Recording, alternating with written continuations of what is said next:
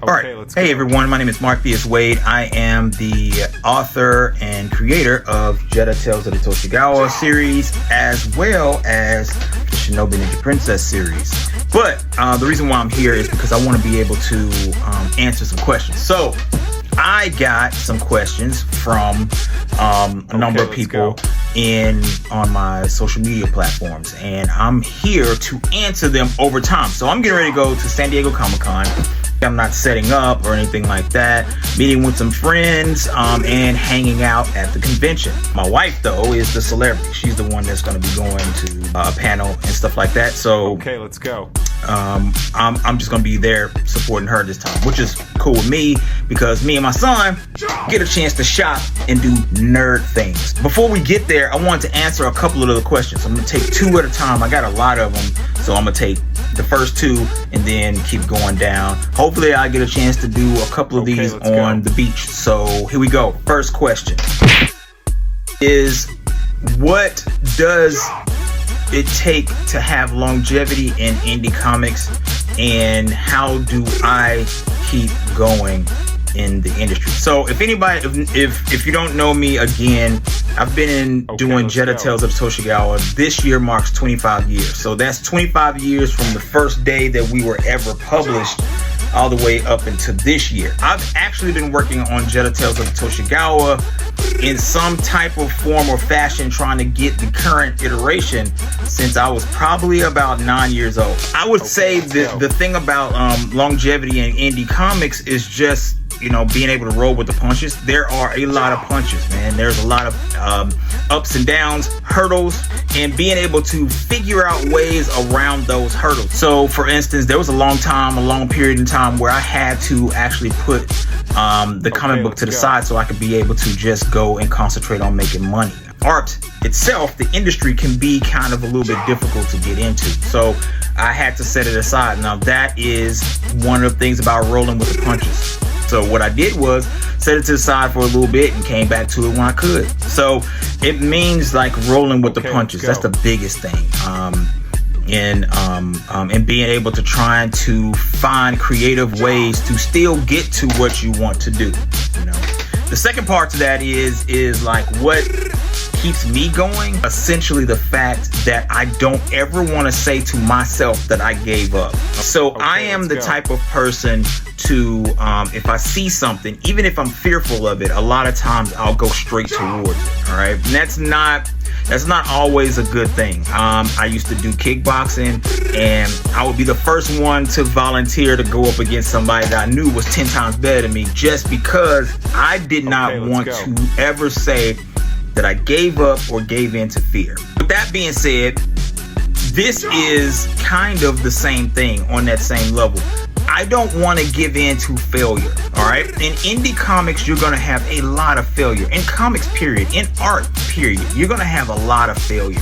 And you do not want to, I don't want to give in to that failure and say that I quit. Now, sometimes you have to stop, but I don't consider that quitting. I consider that actually creatively thinking around the problem. Another thing too is that I really genuinely love our stories. I love the stories that we put into this thing. If we don't see something that we like that's on the shelf, let's just make it ourselves. If you don't like something, instead of being upset about it and kind of like venting about it, change it. Actively work to change it. We're actively working to be able to put the things that we like on the shelves. You know, we like kids comics, and we like young adult comics. You know what I mean? So, next question. What brought me to creating the Jedi Tales of the Toshigawa characters and universe, and what emotionally ties me to those characters? It's the same thing that brought me to create the characters. The fact that when I was writing, a lot of the characters embodied bits and pieces of me. And the protagonist of the story is, in some cases, is a 14-year-old girl, and then in other cases, she is 20-something. So even though that is in there, there are still facets of me in that story. Since I was 6, really, I've been in some form of martial arts. Taekwondo first, then karate, then kickboxing. In the hood, we grew up watching Kung Fu theater on Sundays, and a lot of those Sundays they would have things that run that let's go. Wasn't really Kung Fu theater. It wasn't like Five Deadly Venoms and things like that. It was like Super Sentai. So they would run Super Sentai. That was when I first saw, things like Ultraman, Kamen Rider. I saw the first iteration of Power Rangers was on there and stuff like that. Later on, anime happened.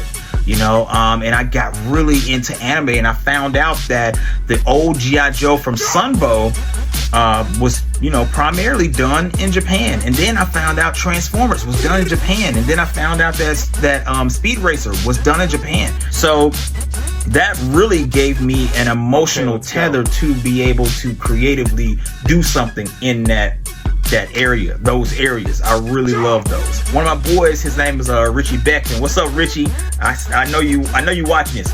All right, so me and Richie, we used to go and play Ninja Gaidens. We used to play the crap out of that. But the story in that was the first time that I saw like an in-depth story done in a video game with cutscenes and all that kind of stuff, and that really got me into thinking on storylines and stuff like that. So those things helped me to be able to say, man, I'm gonna do a story.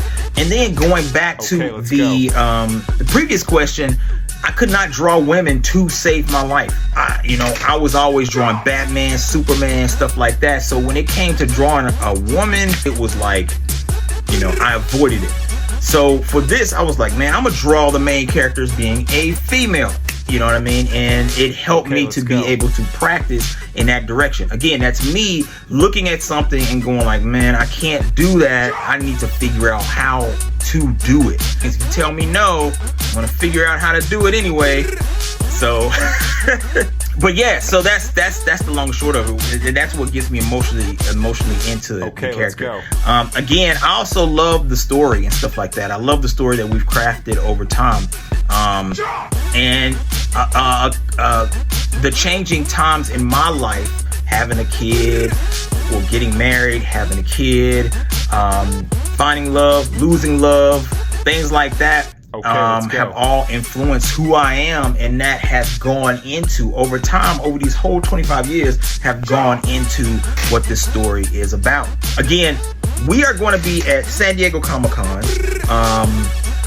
next week, this coming up week, and hopefully I will be able to get a chance to answer some more of these questions while I'm out geeking out over all the geekery that will be had there at the convention.